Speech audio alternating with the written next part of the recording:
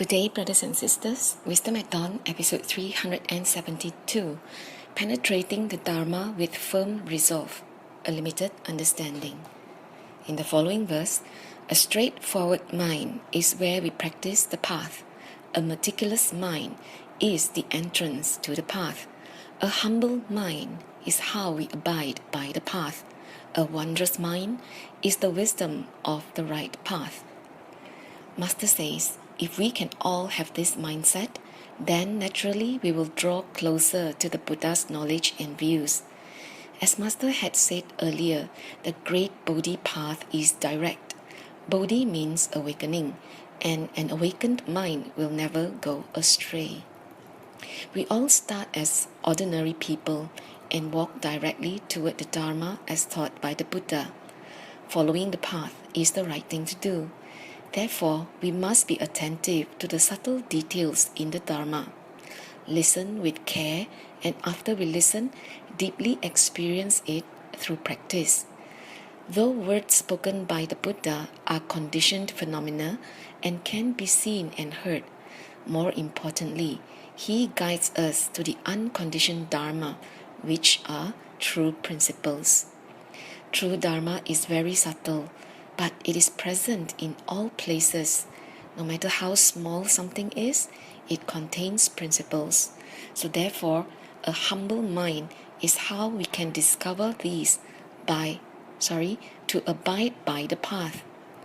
By becoming unassuming, we are led by our spiritual aspirations instead of our ego. Our every thought, down to the tiniest one, abides by the path.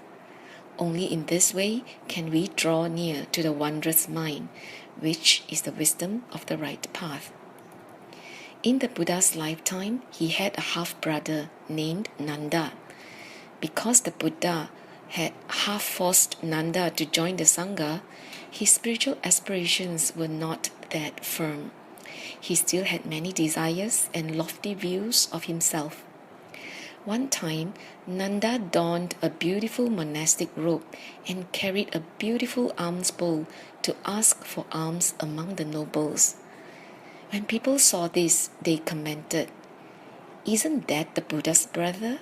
His monastic life is so luxurious.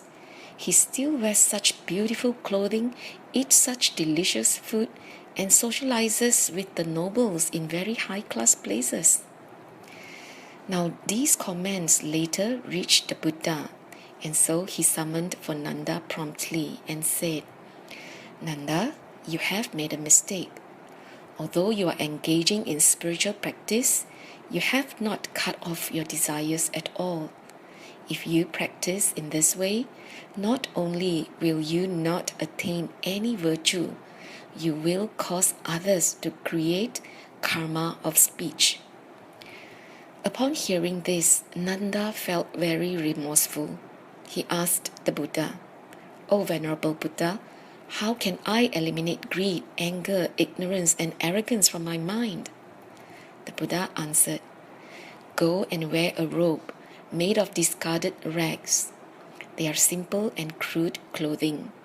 Then go and practice in the cemetery so that you can repent and control your mind. Go and experience the lives of those who live below the cemetery." Nanda dutifully obeyed the Buddha, and so he went to the cemetery and stayed there for over 100 days. The Buddha frequently sent bhikkhus to the cemetery to observe Nanda's spiritual practice. As they walked by every day, they saw Nanda practicing diligently. He ate very simple foods, because he begged for alms at the poor neighborhood near the cemetery. And after eating, he would sit properly in meditation. The Buddha saw that his resolve to engage in spiritual practice was very firm. Truly, he was now completely different from before. Even though he was thinner, he exuded an air of spiritual cultivation.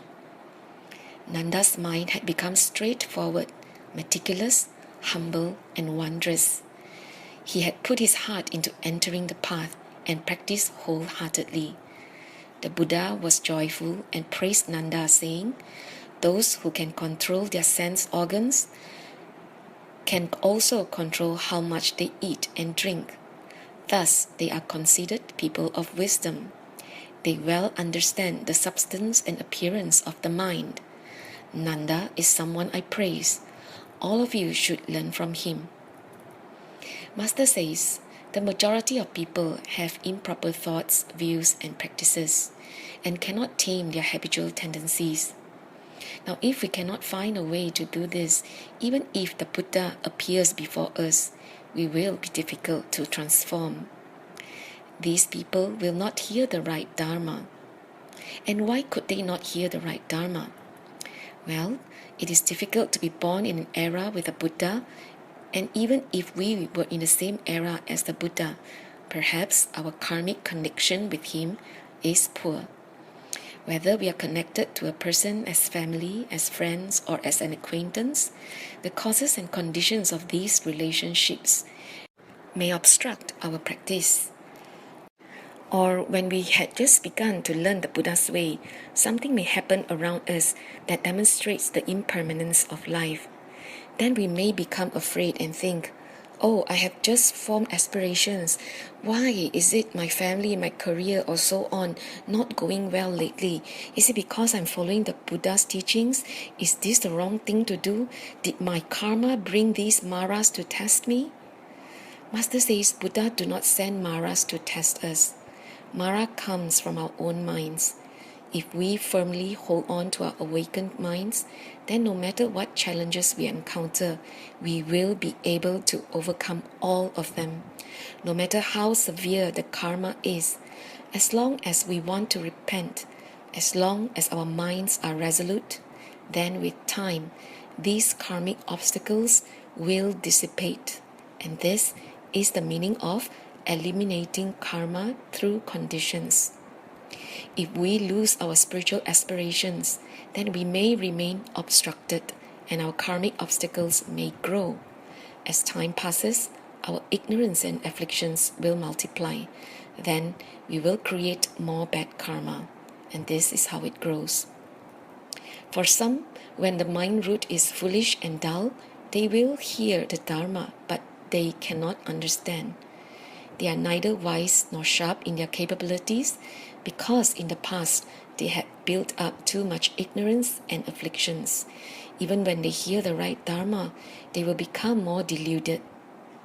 So like some people, they may be Buddhists, but they do not properly understand Buddha's principles. So the Buddha had to adapt to sentient beings' capabilities and beliefs at that time. He used provisional teachings to help people draw near and understand, so they could first put aside their improper thinking and teachings. Then the Buddha patiently guided them and waited until the end to teach the one vehicle Dharma, when he wanted everyone to bring all the teachings back to their minds. So in learning the Buddha's way, listening to the right Dharma, and engaging in proper practices are what we must work hard to do, and we must never stop doing this. So therefore, be mindful always.